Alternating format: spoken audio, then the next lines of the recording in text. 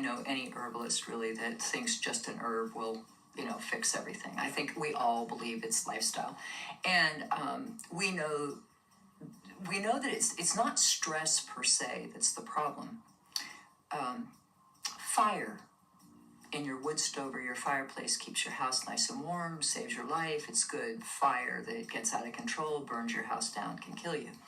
Stress is kind of the same way. It's kind of like a fire. It's how well you manage it, how well it's contained and controlled. How do we live in a stress-free world? Get rid of the electricity.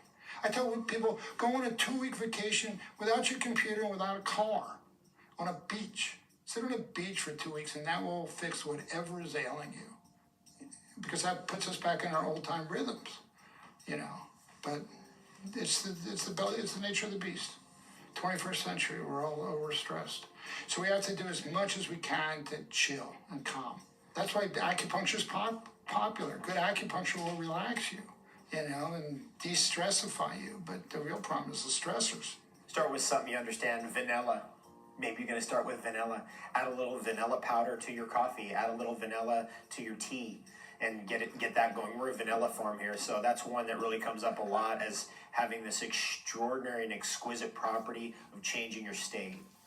You smell vanilla, instant state change. You drink vanilla tea, it's an instant state change, and it brings happiness so quickly. Vanilla is about the subtle and ethereal parts of life. Vanilla is about the power of the basal part of the brain, that part of the brain that's connected to all memory. Right? You smell something sometimes, and all of a sudden it connects you to a memory when you're 5 years old.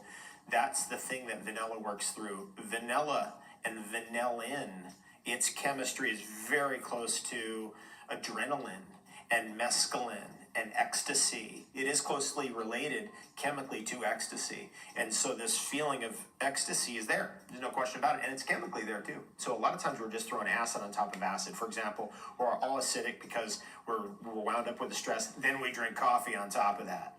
Well, you got to have something in that coffee. I mean, coffee is a delivery system. Put some herbs in there. Put your Hoshu Wu in there. Put your Pau d'Arco in there. Put your Reishi mushroom in there. Whatever one you understand. If you understand it as a powder or as a tincture, as drops, or whatever the form is that makes sense to you, that's where you start, right? Because people have disabled themselves. They go, I don't understand. I take a fresh herb and making it like this. Don't worry about that. That's coming later. Start with capsules. Maybe you're going to go to a health food store and start with an encapsulated product. But you have to do more typically. If you're someone who's like, I need, something for my stress, you need 15 reishi mushroom capsules, not 2. People have been stressed forever. Life wasn't great 1,000 years ago either. It was a different kind of stress, but it was stressful. So people have looked to these plants that were not foods, but were using these plants on a daily basis to strengthen their resistance and their resilience. And I think that if there was any place to really invest in research, it's really in this kind of classification of plants to really understand how they work in a much deeper way. So there's a whole group of herbs that are used, and then there's all the support therapies that include herbs like the flower essences and water bathing, I think, and the forest bathing. I think the biggest problem right now the world seems more stressful to us because we're alive. This is our world. But believe me, if you lived, in World War II and the whole world was aflame, or in World War I, or, basically any time in history, it's our time. It's just when we're alive, and it's how we want to navigate through it. It becomes not only a personal choice, but a choice of our societies that we live in.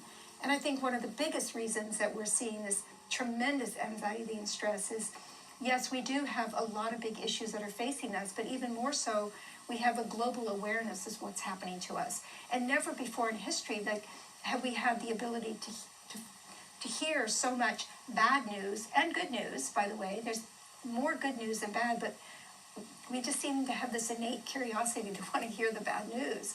And right now, I don't think our nervous systems are programmed to take in that amount of bad information. So, you sit down every morning to have your cup of coffee that's really stimulating. It's creating overstimulation in your body, and then you fill your heart and your mind with pages and pages or screenfuls of bad information. It's enough to make the strongest, most connected person be stressful. So I think a lot of it is us managing. We want to be conscious. I mean, that's partly why this information is available. We need to be conscious of it, but we need to have a greater maturity of how we manage all that bad news. And we need to we need to take care of ourselves enough that we can take that bad news and create it into good news. I think that's really what our mission is. It's to be conscious and aware of it, and to be conscious and aware of how we take it in, and then what we do for ourselves that creates creativity and light out of the darkness. I think it's that simple. That concludes the first half of tonight's two